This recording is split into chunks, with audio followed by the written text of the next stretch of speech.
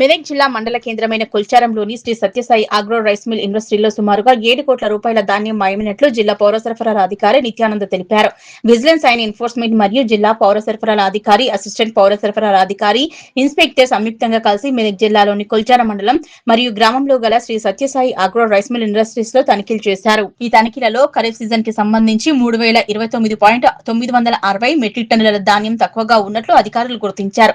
తక్కువగా ఉన్న ధాన్యం విలువ 7,17,79,752 రూపాయలు. తదుపరి రైస్ మిల్ యజమాని అయిన డి శ్రీనివాస్ పై ఈసీ యాక్ట్ 1955 కింద 6A కేసు నమోదు చేసి తదుపరి చర్యల కొరకు మెదక్ జిల్లా కలెక్టర్ కు నివేదిక సమర్పించడం జరిగిందన్నారు.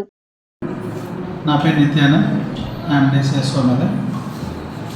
నిన్న నమ్మదగిన సమాచారం మేరకు Sathya Sai rice mill Kolcharam మిల్ని visit చేయడం జరిగింది. అక్కడ ధాన్యం నిల్వల్లో మేము వెరిఫై చేశాము. గోదాములను వెరిఫై చేస్తే మాకు దాదాపు 3,000 మెట్రిక్ టన్నుల ధాన్యం తక్కువగా ఉన్నట్లు గుర్తించడం జరిగింది. ఈ టాస్క్లో విజిలెన్స్ ఎస్పీ మేడం కూడా రావడం జరిగింది.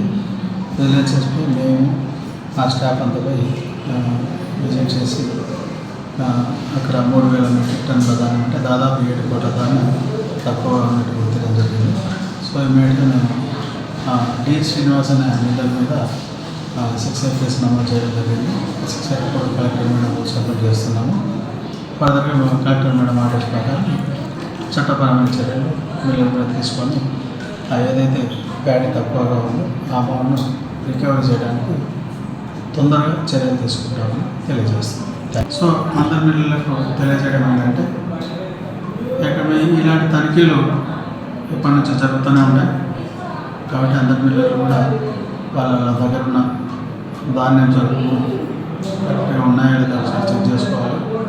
ఎక్కడైనా కానీ నిల్వల్లో తేడా ఉంటే మాత్రం ఇమ్మీడియట్గా వాళ్ళ మీద కేసులు బుక్ చేయడం జరుగుతుంది.